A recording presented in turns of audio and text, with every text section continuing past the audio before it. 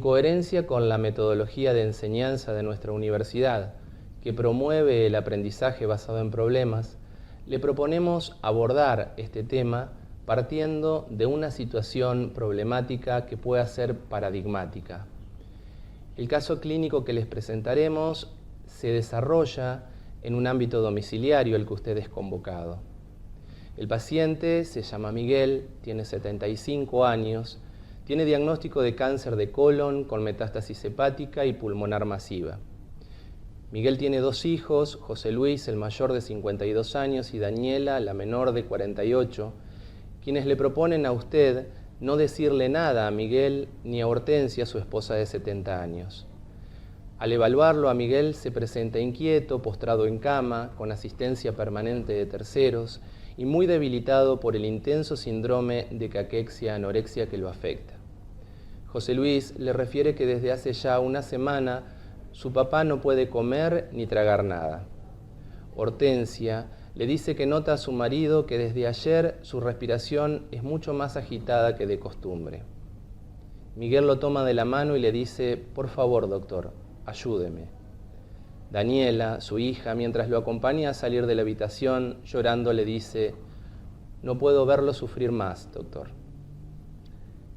En este caso paradigmático es importante destacar básicamente 4 aspectos importantes. Miguel, quien es el paciente afecto de esta enfermedad neoplásica y del sufrimiento que lo involucra en la totalidad de su ser y que involucra a todo su núcleo familiar.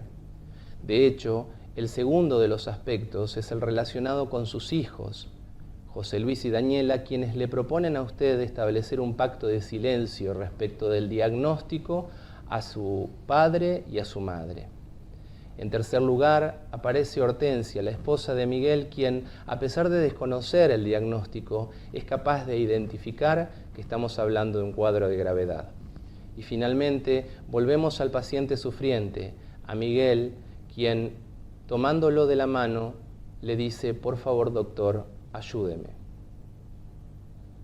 ¿Cuál sería su conducta en esta circunstancia? Los profesionales médicos solemos, habitualmente, actuar desde la sensibilidad, desde la solidaridad, y muchas veces esas actitudes no están fundadas en elementos racionales. Habitualmente se cometen muchos errores en la práctica médica en situaciones como esta. Entre los errores más frecuentes podemos mencionar el trabajar solo. Los profesionales de la salud no sabemos trabajar en equipo.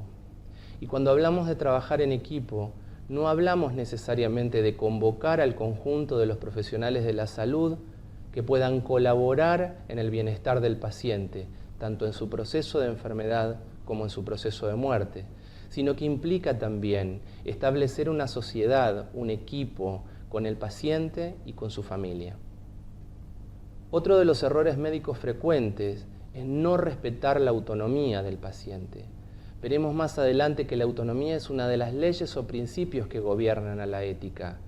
No respetar la autonomía del paciente y su filosofía de vida, lo que él define como calidad de vida y hasta como calidad de muerte, es sustancial en esta etapa de la vida. Otro de los errores son las malas habilidades comunicacionales. Es frecuente que los médicos no hablen con el paciente del tema o que no hablen con su familia del tema. O lo que es peor, que la comunicación sea defectuosa. Es importante no establecer frases como esto es normal que pase, hemos hecho todo lo posible, ya no hay más nada que hacer, o establecer plazos de sobrevida como no creo que pase la noche. Aprender a comunicarnos con el paciente y con su entorno es un gran desafío en este tiempo. Otro de los errores médicos frecuentes es decidir internaciones intempestivas, innecesarias, en salas generales o en unidad de cuidados intensivos. Indicar prácticas en extremo invasivas que rondan el ensañamiento terapéutico, como practicar intubación endotraqueal para mejorar ventilación, colocar vías parenterales como vías endovenosas o centrales para hidratar, colocar sondas nasogástricas para mejorar la alimentación enteral o en su defecto la colocación de sondas vesicales. Solicitar exámenes complementarios innecesarios, a veces rutinarios como laboratorios, radiografías, ecografías o hasta incluso exámenes complementarios de alta complejidad infundados en esta situación, por ejemplo tomografías, resonancias magnéticas nucleares, etc. Es también sustancial identificar en esta etapa no ensañarse, no insistir, no indicar tratamientos farmacológicos que no sean absolutamente necesarios. Es frecuente ver profesionales de la salud insistiendo en la continuidad de tratamientos por vía oral de enfermedades que no hacen a la enfermedad de base. Ejemplo, tratamientos antiartrósicos, tratamientos hipolipemiantes, o intentar tratar cada signo o cada síntoma de la fase agónica en el proceso de morir. Intentemos no cometer estos errores, pero no cometerlos desde la racionalidad. Para ser racionales en nuestro decidir, entonces, les proponemos comenzar a analizar en profundidad los conceptos teóricos que hay detrás del tema que hoy abordamos. Y para ello les propongo recuperar el título de la presentación de hoy. El título decía Aspectos éticos en el paciente sufriente y cuidados en el final de la vida. De este título se desprenden básicamente 4 grandes conceptos sustanciales: ética, sufrimiento, final de vida y cuidados. Puntualmente, el concepto de los cuidados en relación a la enfermedad, a su proceso y al morir, que representan una verdadera disciplina dentro de la medicina, que es la de los cuidados paliativos. La ética es una ciencia, rama de la filosofía, que estudia la moralidad de los actos humanos en tanto que buenos o malos. Tiene 4 características básicas, sustanciales, que son: es objetiva, tiene validez y rigor científico, es racional y detenta universalidad. Es objetiva porque no es algo subjetivo, no es una mera opinión emocional. Tiene validez y rigor científico porque en tanto ciencia todo lo que ella esgrime debe ser pasible de ser demostrado. Es racional porque desde la razón intenta explicar o fundar el comportamiento humano. Y detenta universalidad porque no es algo individual, no es lo que usted opina o lo que yo opino. De lo contrario, existiría una ética para usted, una ética para mí y una ética para cada una de las personas que quieran poner en su boca a esta ciencia. La ética tiene leyes o principios que la gobiernan. El principio de autonomía, el principio de justicia y el principio de benevolencia. El principio de autonomía comprende el derecho que tiene toda persona a decidir sobre su propia vida en tanto y en cuanto no se interfiera con la libertad del otro. Cuando hablamos de autonomía estamos hablando de la capacidad de un paciente de poder elegir o decidir no sobre una cosa, no sobre su cuerpo, sino sobre su propia vida. Y esa decisión debe asentar sobre la base de la libertad. La persona que decide debe ser libre de todo tipo de coacción, tanto interna como externa. Y esa decisión va a asentar sobre la base de la responsabilidad en el proceso de decidir. Por eso, ante todo, este principio debe ser antepuesto en situaciones no tan sencillas como representan el final de la vida. El otro de los principios es el principio de justicia, que enuncia que todos los seres humanos tienen iguales derechos para satisfacer sus necesidades y o alcanzar lo necesario para su pleno desarrollo. Y el tercero y último de los principios es el principio de benevolencia, que enuncia que todo ser humano tiene la obligación moral de hacer el bien a los otros. El famoso primum non nocere de Hipócrates, el primero no hagan daño, o el que enunciado más académicamente podría decir: ningún ser humano tiene derecho a hacer daño intencionalmente a otros u otro. El otro de los conceptos a abordar es el concepto del sufrimiento. El sufrimiento no es simplemente el dolor corporal, el dolor somático, el dolor visceral. Su concepción es mucho más profunda y mucho más amplia que la de la enfermedad y que la del dolor. El sufrimiento, cuando ataca, afecta al ser humano en toda su integridad.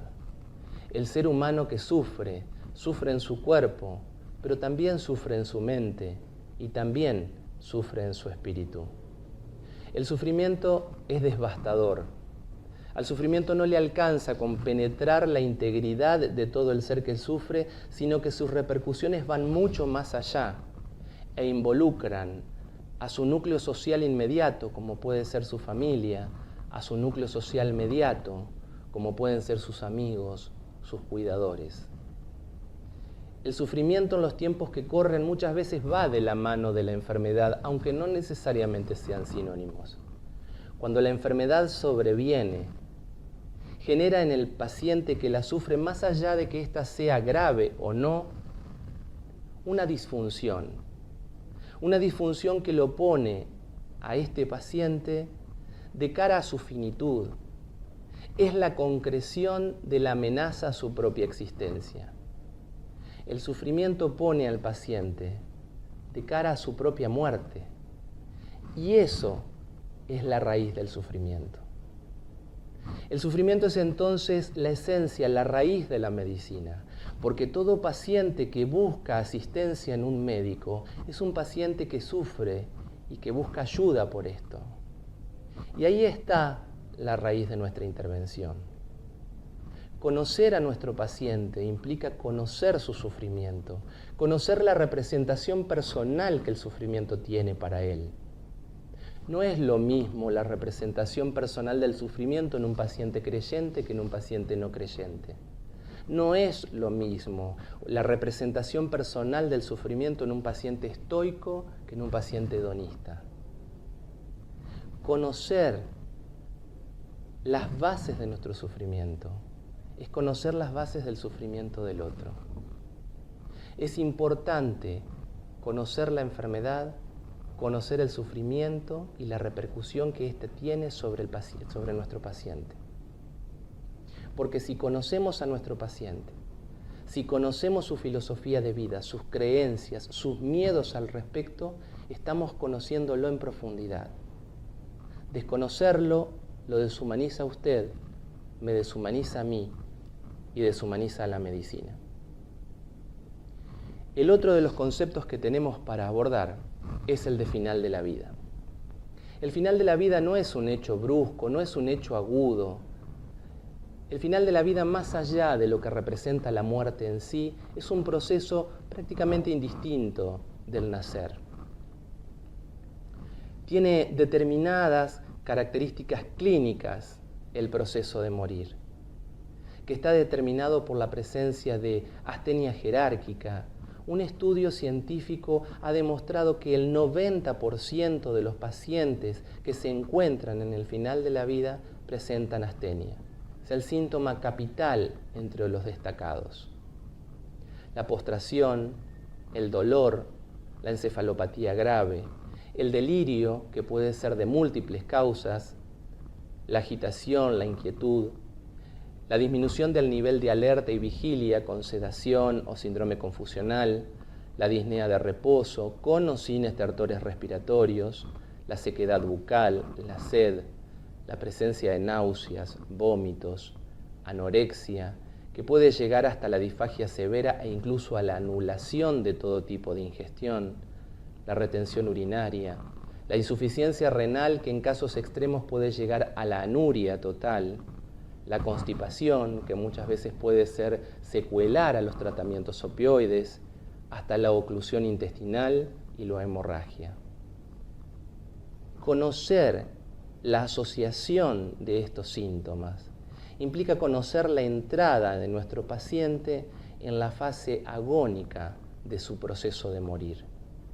Y es importante identificarlo para poder hablar con él y para poder hablar con su familia con claridad. Y este ámbito es el que habitualmente los médicos le atribuimos como ámbito de intervención a los cuidados paliativos. La Organización Mundial de la Salud ha definido a los cuidados paliativos como el conjunto de medidas orientadas a mejorar la calidad de vida de los pacientes y de las familias que se enfrentan con enfermedades amenazantes para la vida, mitigando el dolor y otros síntomas y proporcionando apoyo espiritual y psicológico desde el momento del diagnóstico hasta el final de la vida y durante el duelo. Fijémonos cómo en esta definición de cuidados paliativos, el ámbito de trabajo no es exclusivamente el final de vida. Los cuidados paliativos deben acompañar al paciente y a su familia desde el momento del diagnóstico, garantizando una buena transición por todo el proceso de la enfermedad, garantizando su muerte y además acompañando a la familia en la construcción del duelo. Son múltiples los objetivos de los cuidados paliativos.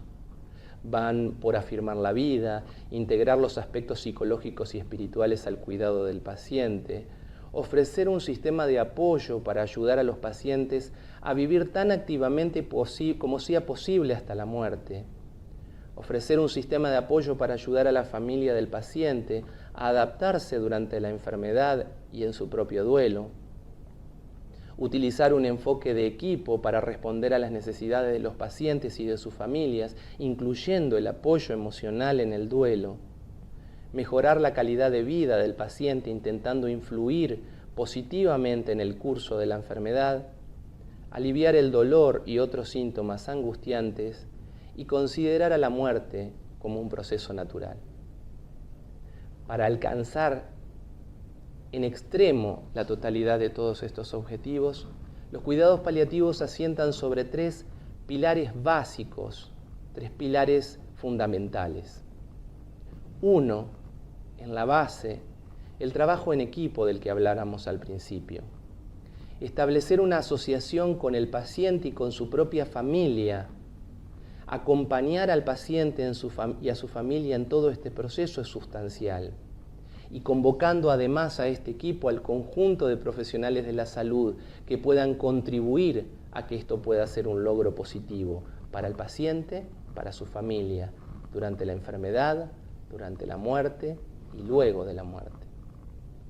El apoyo psicosocial y espiritual es fundamental si nosotros deseamos abordar el sufrimiento en todas sus dimensiones, entendiendo que el sufrimiento, decíamos, era devastador y atravesaba la profundidad del ser que sufre en su cuerpo, en su mente y en su espíritu, a él y a su familia. Finalmente, se establece el control de síntomas. El control de los síntomas, tanto en la enfermedad como en la fase agónica, es una verdadera disciplina dentro de los cuidados paliativos. Definitivamente conocer las sugerencias que establecen los protocolos internacionales al respecto es sustancial y trataremos 4 o 5 tópicos al respecto. Pero siempre teniendo en cuenta que las sugerencias internacionales se hacen de acuerdo a estadísticas y yo no tengo delante de mí a un conjunto de pacientes, sino tengo un paciente individual al que quiero y debo adaptarle las sugerencias internacionales para garantizar la ausencia de sufrimiento y ayudarlo en el buen morir.